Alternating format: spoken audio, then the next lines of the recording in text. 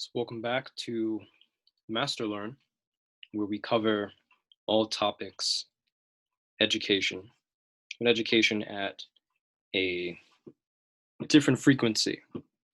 We cover education here in the realms of metaphysics. We look at the sciences. We look at the arts. We cover STEAM, but we cover it from a position of foundational principles of learning, self-cultivation, and spiritual science. So as you'll see, we'll weave in these principles and laws and sciences into the more practical, pragmatic elements within society. So you get a holistic education here. This particular article I wanted to cover from the Columbia Journalism Review. This topic in itself, as someone who is a writer, I find the concept itself to be fascinating. The ethics of predictive journalism. So here we're talking about being predictive. And there are three key words in here that we will take note of. One is ethics. And by ethics, this means a set of principles, sets of do's and don'ts, and the qualitative expression of those do's and don'ts.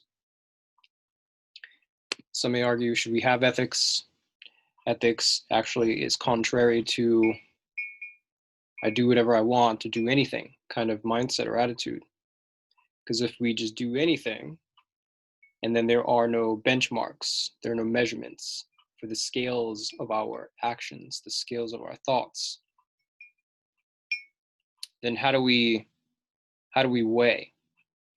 How do we know if something is quality or not? We don't have measurements. We have measurements for everything, just about. All throughout education and work life and social life and romantic relationships, we have measurements and qualities and evaluations. Therefore, there's an ethic in existence. So the ethics of predictive journalism here covers the concept of the do's and don'ts of this predictive journalism. And some might wonder, what exactly is this predictive journalism? What is predictive about journalism? Journalism in itself has been around for ages. If we think about the old scribes and people who documented, we call them historians. The old journalists were historians. They may not have interviewed people directly all the time, but they went out to acquire stories. Somebody in some part of a civilization was assigned to the role of recording what took place. And even in the earlier times, which I shouldn't say even in, because the earlier times doesn't automatically mean less advanced, but in the past, even those people who were recording history had some elements of predicting in there. And by this term predicting, we're talking about timelines. We're talking about the ability to forecast. And this article gets into some deeper ideas, as we'll explore, which branches off into timeline creation and the way that we, quote unquote, create our reality, that we can forecast a reality and then align ourselves to that reality. We can project it out through various technologies like the art of writing, ideation, and begin to align ourselves with a particular ethic so that we manifest that timeline. This is very advanced information for those who connect and have an ear. So the ethics of predictive journalism is about the do's and don'ts of creating timelines through the art of writing. And the writing being at such a large scale that masses of people begin to adopt the timeline. And when masses of people begin to adopt the timeline starts to form.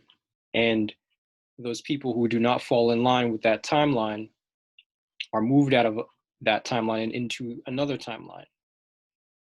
Now, this can happen deliberately, as there are the very skilled among us out there, right, who understand timeline creation and can deliberately do this to align with a particular reality.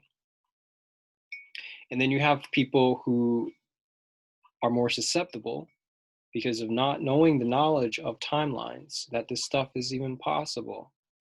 And so when they read something and they're not thinking critically, in this regard, using the left brain, right, the left hemisphere of the brain, when not being able to critically analyze and ask questions, people like that just automatically fall in line to a timeline that may or may not serve them.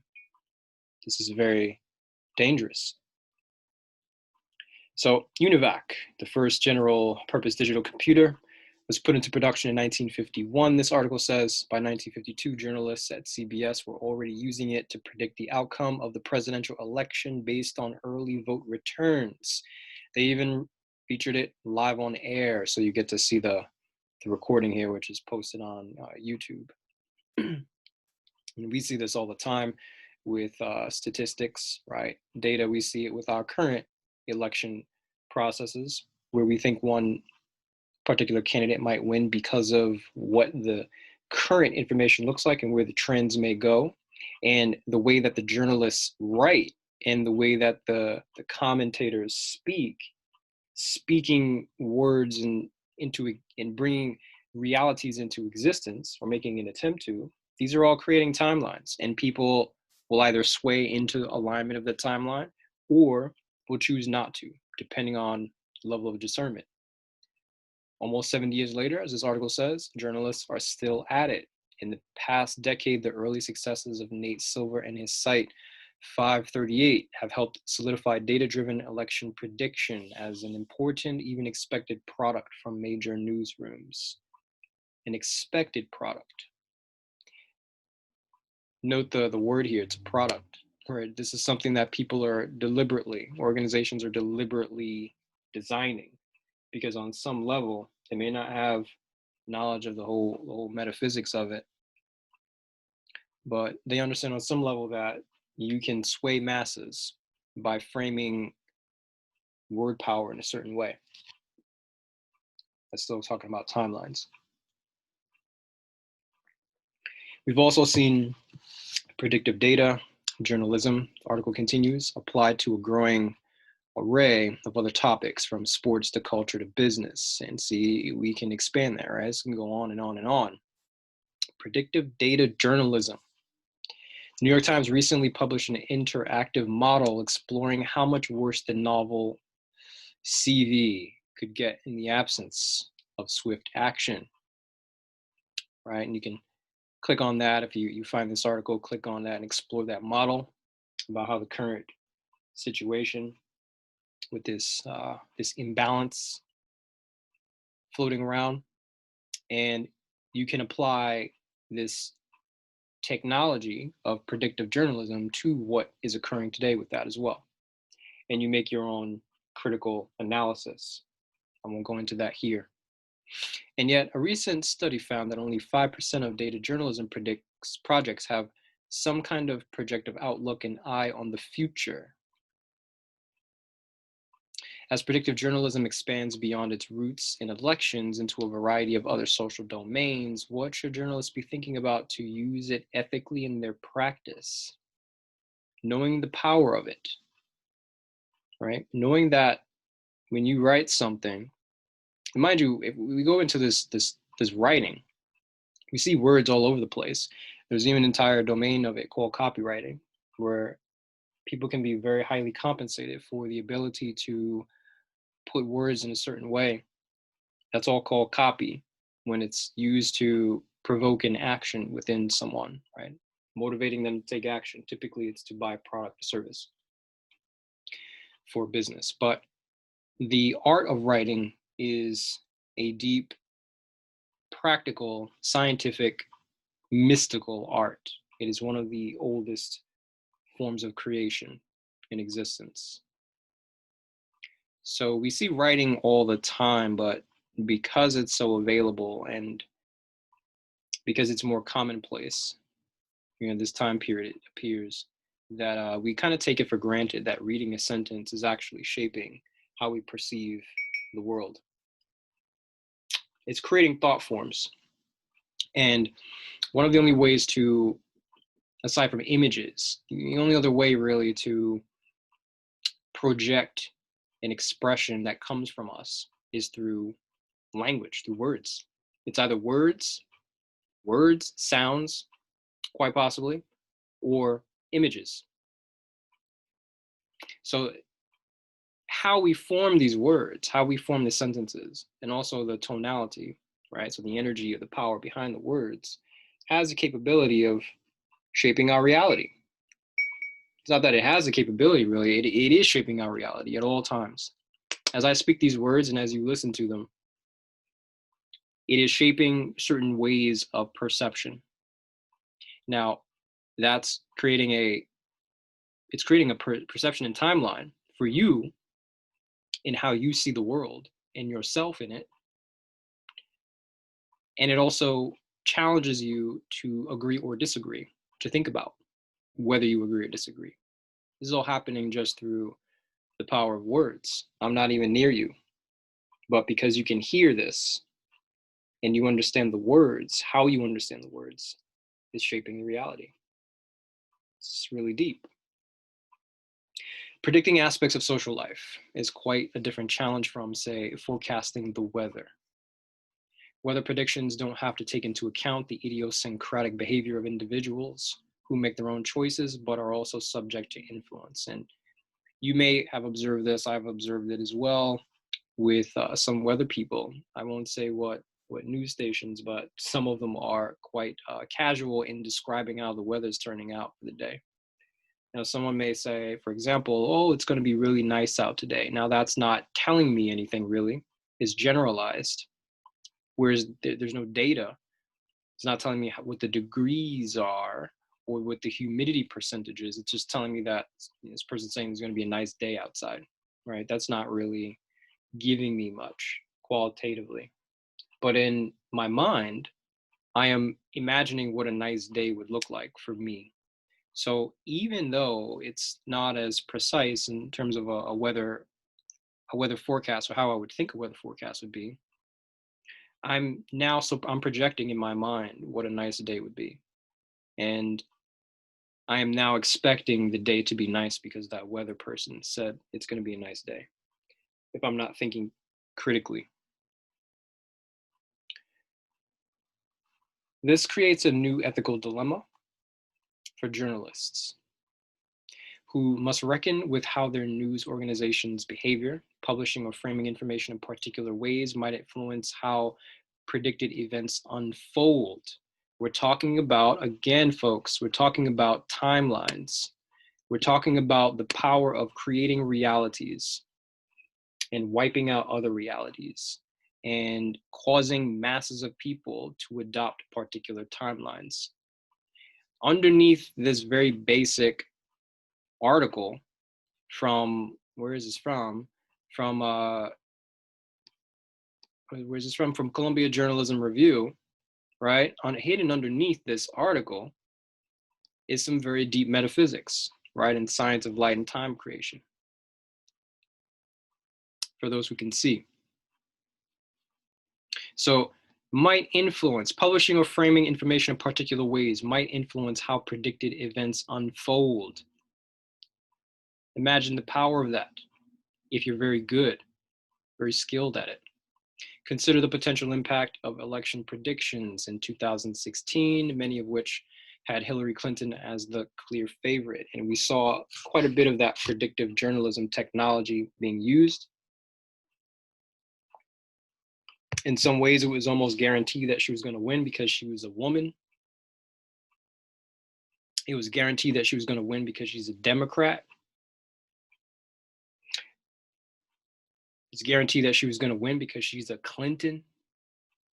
It's possible that individual Hillary supporters saw those predictions and thought something like, she's got this one in the bag. I'm busy on Tuesday, and my vote won't be decisive anyway, so I don't need to vote.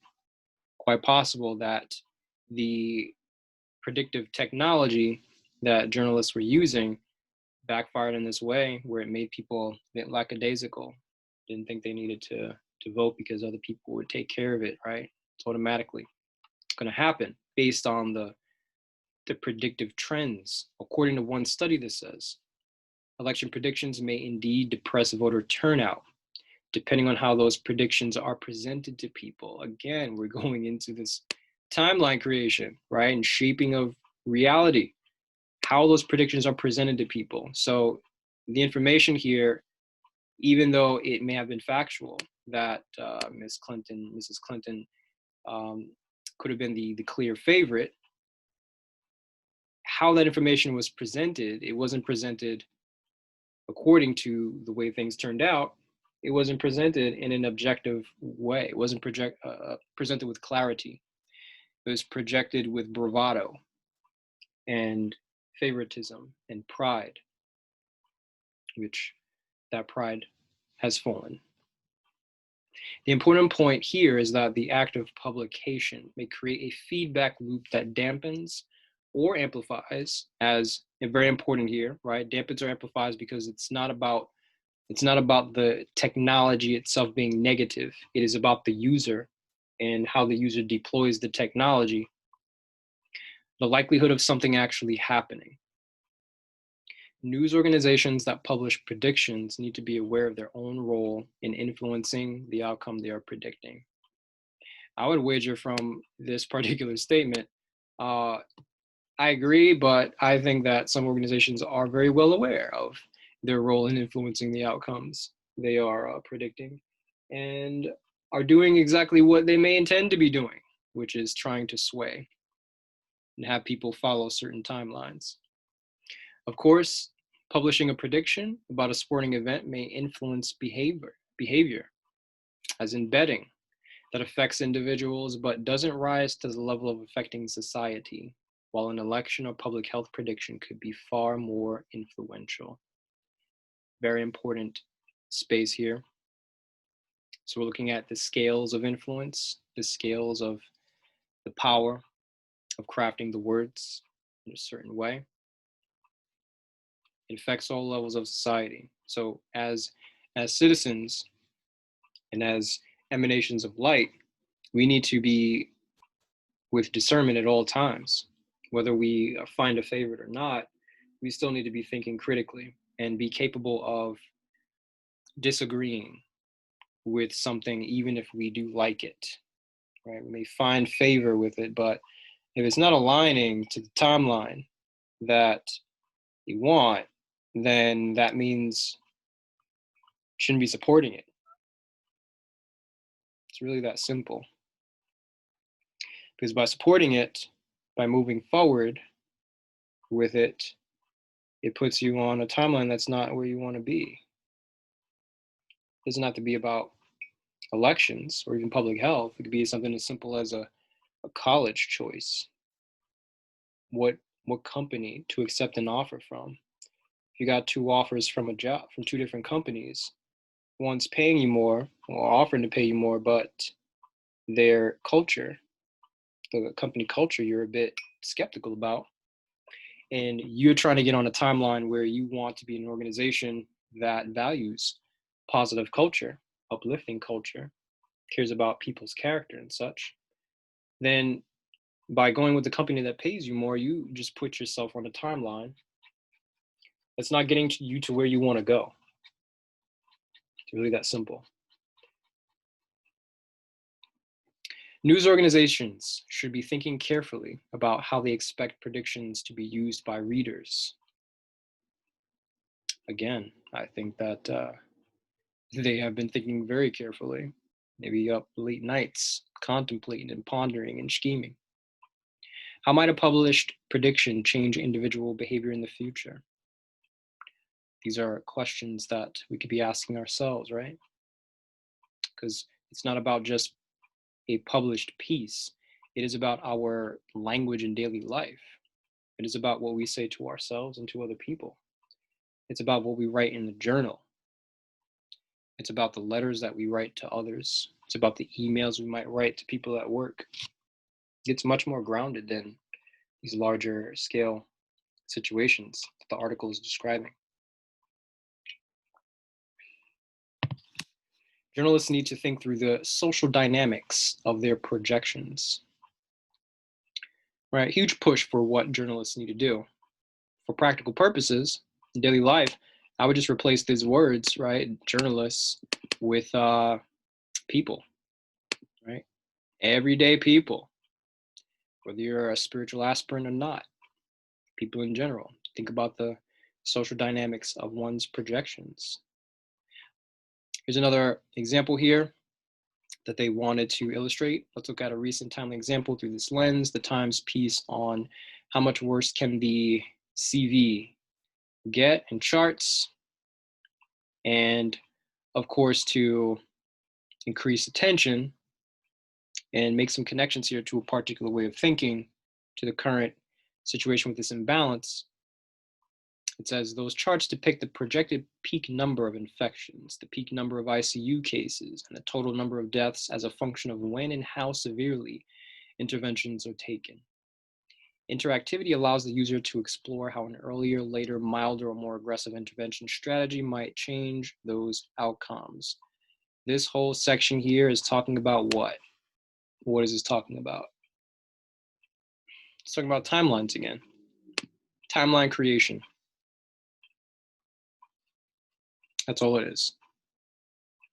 The article clearly articulates its goals, quoting epidemiologist Ashley Tweet, if I have pronounced that correctly, who helped develop the model, and quote, the point of a model like this is not to try to predict the future, but to help people understand why we may need to change our behaviors or restrict our movements, and also to give people a sense of the sort of effect these changes can have. Now, for those who have the eyes to see and the ears to hear, when you hear things like we may need to change our behaviors or restrict our movements, restricting movements is the opposite of what? It's the opposite of freedom. Changing behaviors based on what? And based on whom? And for how long? And what kind of change? And who's directing the change? These are questions that should be moving around in one's mind as you read something like this, for those who can perceive deeper. Here, the model's predictions are explicitly about changing behavior, helping readers, both citizens and policymakers, to see the positive implications of acting immediately and aggressively to flatten the curve. We're talking about the power of words to describe and create conception in the mind, imagery. This is a popular one, flatten the curve. You will see this, and this is why in the article it is in quotes, because it is now a catchphrase. And if you ask somebody, you can really test and see if somebody is a critical thinker. You can ask them, what does that mean when they blurt that out? What does flatten the curve actually mean? Explain that. And if they can't explain it, but they're using the catchphrase, it's a quick indicator to see who is programmed, right, with this particular language. That would go for anything, right? People using statements, phrases, comments, replies, rebuttals, using these things without actually being able to articulate what they mean when they say. That is a way to test, to see if it is a subconscious program or is it an actual knowledge and understanding. The article hedges about the uncertainty in the model, suggesting that warmer spring weather could affect outcomes in unknown ways. And as you read more and more about this situation, you're going to continue to see and hear nothing factual. This is all prediction, i.e., trying to create timelines. So very important for those who have the ear, for the discernment. If you're not receiving facts, you're receiving possibilities. And if you are believing and trusting in the possibilities without critical thinking, you are moving into someone else's timeline, not your own. If having done the research and you have come to a conclusion through your own reasoning and your own research that this is a timeline you want to align with, that is your choice to do so. And you will be able to do so with more confidence, more definiteness about it. But part of the reason why there's so much fear is because, as we talked about in the previous video, dealing with talent, the fear comes from the lack of knowledge, comes from lack of clarity. Uncertainty is heavier than knowledge and clarity. Communicating the uncertainty of a prediction, while challenging, can help soften the ostensible authority of a mathematical model. This is important because this is the rebuttal, right? Communicating the uncertainty of a prediction.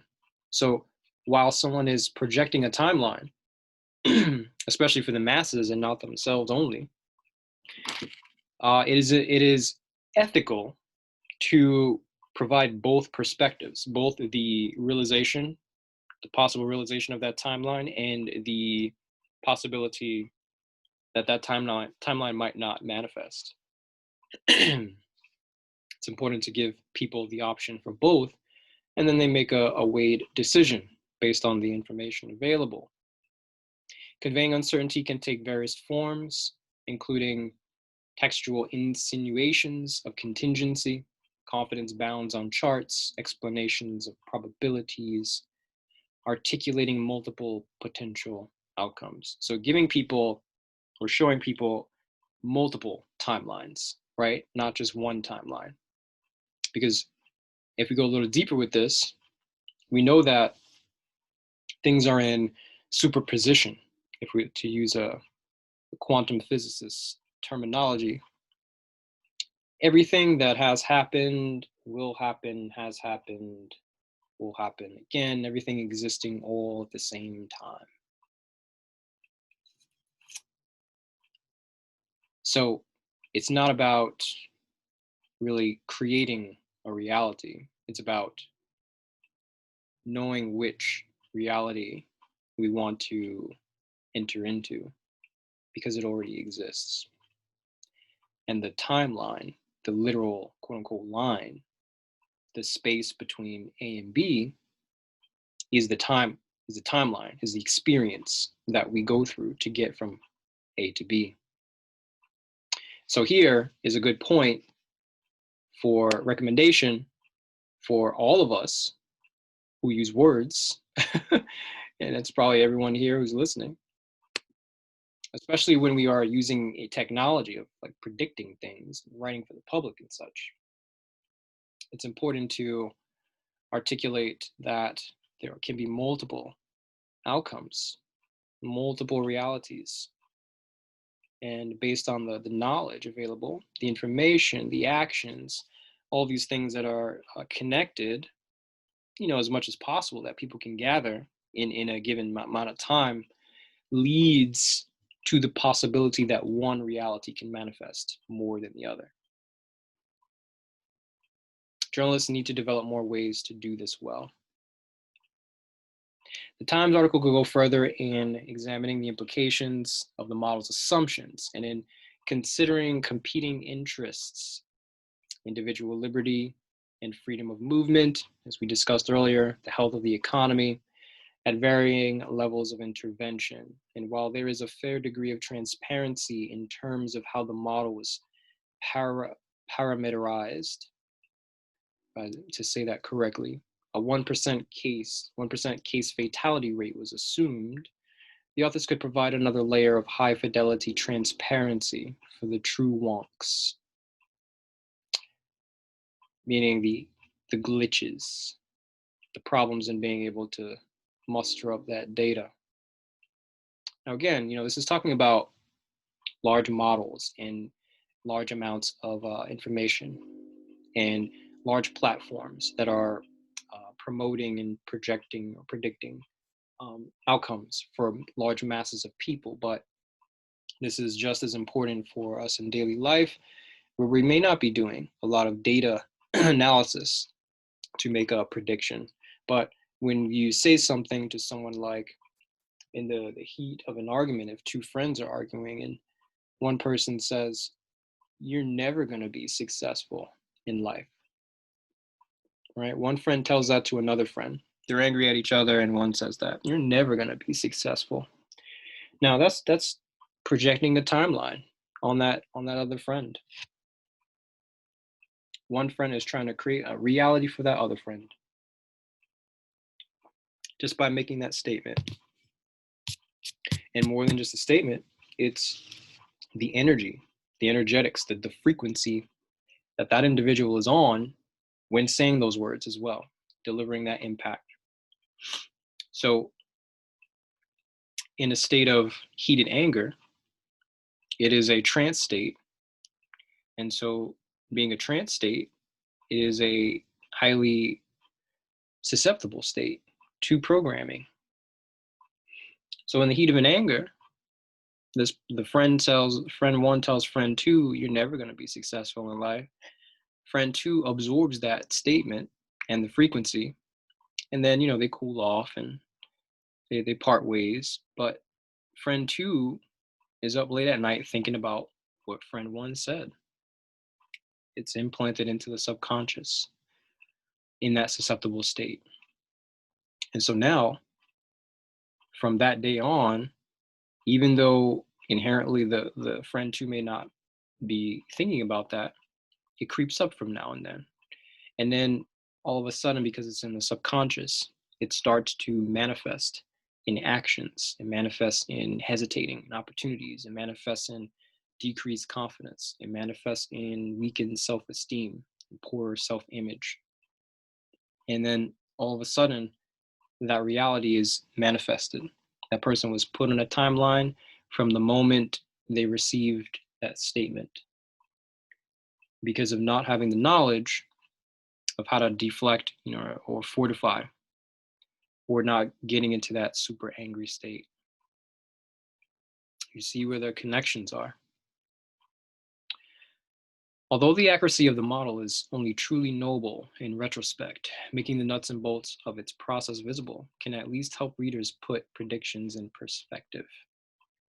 So we're talking about that, right? The knowledge of discernment and nuts and bolts of its process, meaning invisible, meaning bringing to light the science of how these things work so that we become engineers in a way. Spiritual engineers, spiritual scientists, being able to understand the how and why of these things. And that's sort of your shield.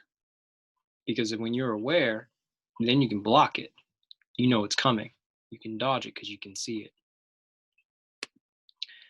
If a model is built on a set of flimsy assumptions, readers can be appropriately skeptical of what it tells them. Can be appropriately skeptical of what it tells them only if the nuts and bolts of the process are visible, which is what we're doing here in this video. One organization practicing exceptional transparency in predictive modeling for the 2020 elections is the Washington Post. So we get some support for this particular news space.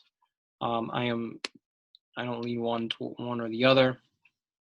We'll continue here. In addition to blog posts detailing its election modeling, the Post publishes in-depth academic papers and even the code for some models. So it's saying that this is the Post attempts to create that visibility. So when a reader engages some predictive technology, they are equipped. As data scientist Lenny Bronner writes, quote, "It's important to explain what our models can and cannot do," end quote. Very simple. It's not that everyone will look at all the information, but that it's available for inspection to the few who really want to kick the tires. And this is an extremely important sentence for what divides the aspirants and the wise from those who stay asleep. It's not that everyone will look at all the information, but that it's available for inspection to the few who really want to kick the tires. So the question should be coming up as to why when this information is available to everyone, only a few want to delve into it. That is a question for another discussion, but let it ring in your ears, because it says something about the ability for more malicious enterprises to sway the masses through predictive technology. So it's why it's possible and why it happens. There are few people who are willing to do the extra work to rise out of that. Notably, the Times' CV model sits in the opinion section, as do models from the Post related to predicting the Democratic primary. Statistical models and their predictions are interpretations of data that contain a variety of subjective decisions. At the same time, this isn't really the same kind of individual subjectivity you typically find in an opinion piece. The article continues.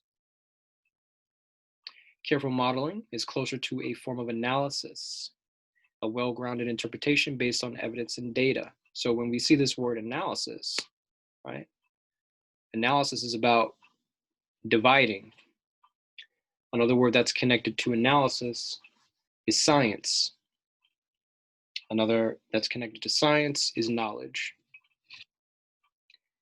Science, being able to divide, to separate, to analyze, to understand, to interpret.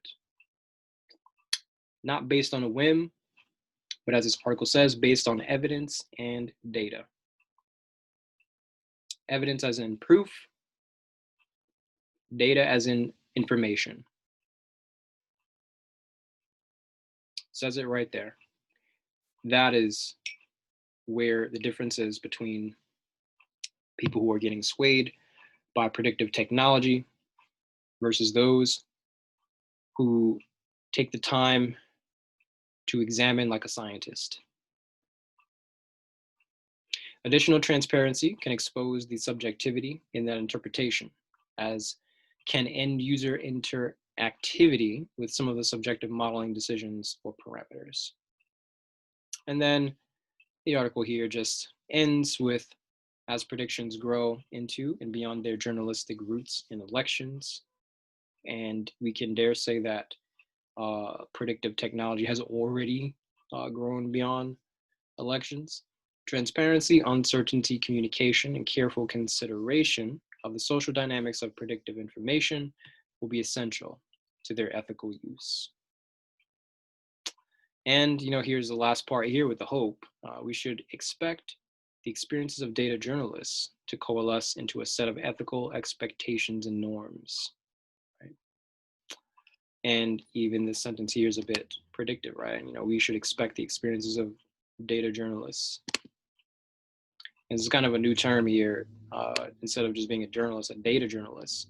So a journalist who is perhaps equipped with some kind of data science capabilities, or the ability to read data or access large chunks of information for trends, and be able to construct word pieces based on that information to project out to the public. So very interesting piece here. We're talking about, of course, timelines. We're talking about reality. We're talking about the ethics of influencing large masses of people and the problems that arise when people decide to just not critically think, overlook the evidence and data, overlook their own capacity to understand, and fall in line to someone else's timeline on a whim. Thank you for listening. Be well.